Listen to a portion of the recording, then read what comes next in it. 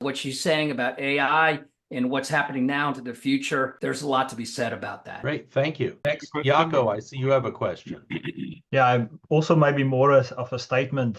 One of the benefits of the project working with Kerry and her team was that we really struggled in the beginning to really get the project clearly defined. And Kerry came in on the meeting, and with her experience, I want to say she whipped us into shape within 5 minutes. And that made a huge difference on the project. I remember during a presentation where companies gave feedback on the projects, there was an pharmacist from UC Davis, and he mentioned that this is his fourth year working on the project or with them. And he said the biggest benefit is that every year he developed this ability to better define the project, which leads to a better outcome. And this is our second year working with UC Davis and Kerry. And I can see it this year. We are thinking about what we want to achieve so much better. One of the things that during the project came out is that we did a data analysis to identify the best web pages that has got the best potential for optimization. And just from a benefit perspective, we went from maybe 8 to 10 hours in doing that and analyzing a website to now where we can get that done within an hour, hour and a half. So that's a significant benefit to us. Fantastic. Thank you, Jaco. David, I see you have a question of your own. Yeah, so Kerry, I think there's a lot of interest from the participants in your program and how to become involved with your program. I just have a question on how do you decide which projects to work on? And I assume a lot of companies approach you with ideas. How do you decide which ideas you can really, your work can benefit and which maybe need to be reformatted or thought through differently to achieve a good solution? Yeah, great question. So the first step is to have a conversation with me, and we talk about, is there a business problem? And then is there data available? Either sometimes do they have internal data, like at Standard Insights, that they can share with us? Or like with Broad Vision Marketing, is there external data, like what is Google putting on top that we could scrape and assemble? So I help them figure out what data sources and what kinds of algorithms are able to do that. And then from there, we look at things like, is the company able to devote an hour a week to meeting with students? Does the company look like they would provide a good partnership with students? We do it by Zoom and also in person. And so, yes, and we work with everything from teeny weeny companies, single person startups where the spouse barely let them out of the garage, all the way up to Fortune 500 companies. Well, I guess, yeah. So some people ask, you do need to be a company. So we like them to be LLCs or, incorporated somewhere. And then the other thing we really look for is good data and somebody who's going to give the students a good experience.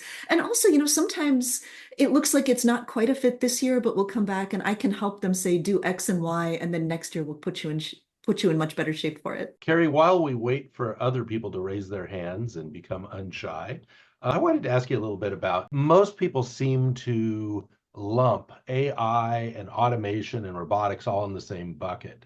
And I loved your explanation about AI and threatening certain work elements.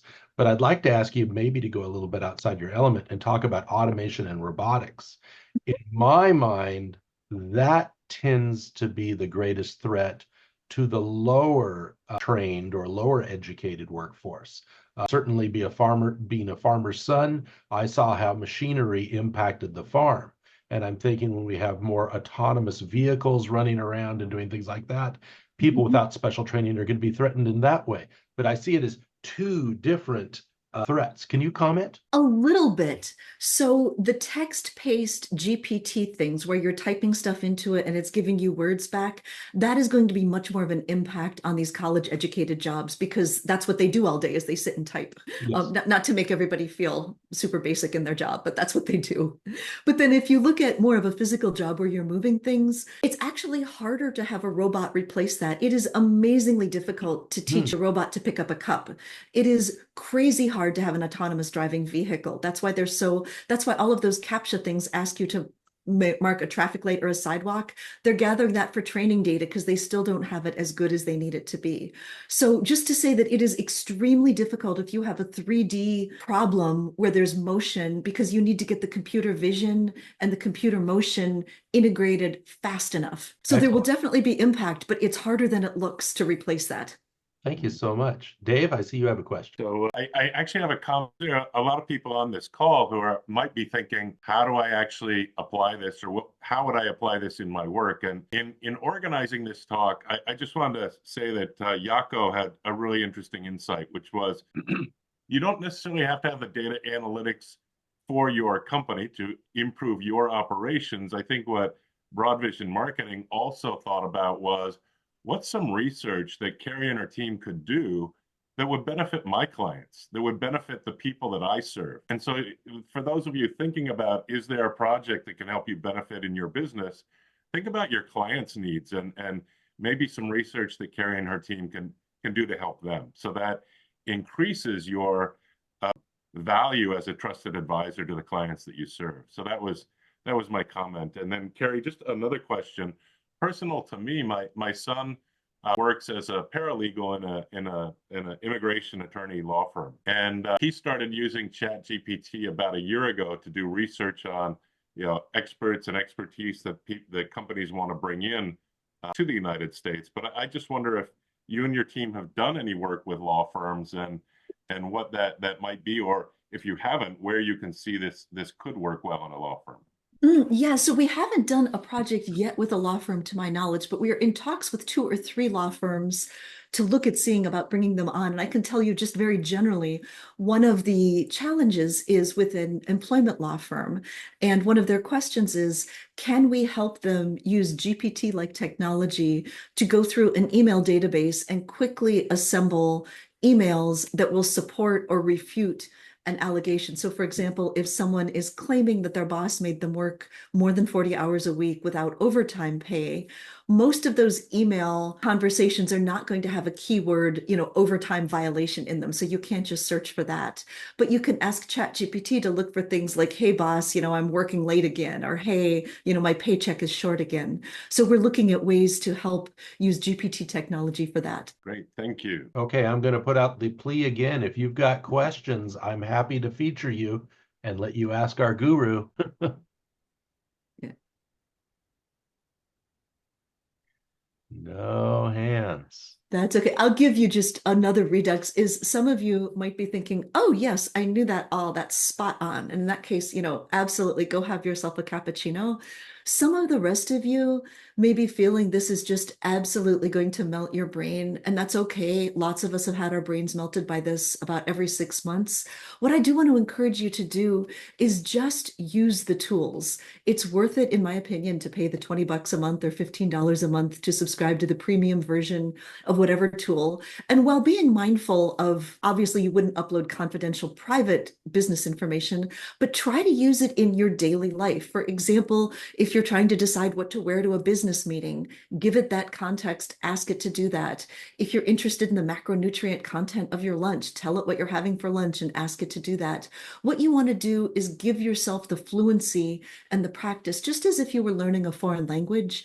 You would maybe go to the streets of Paris and strike up conversations with people in French, asking them about small talk about this, that, or the other.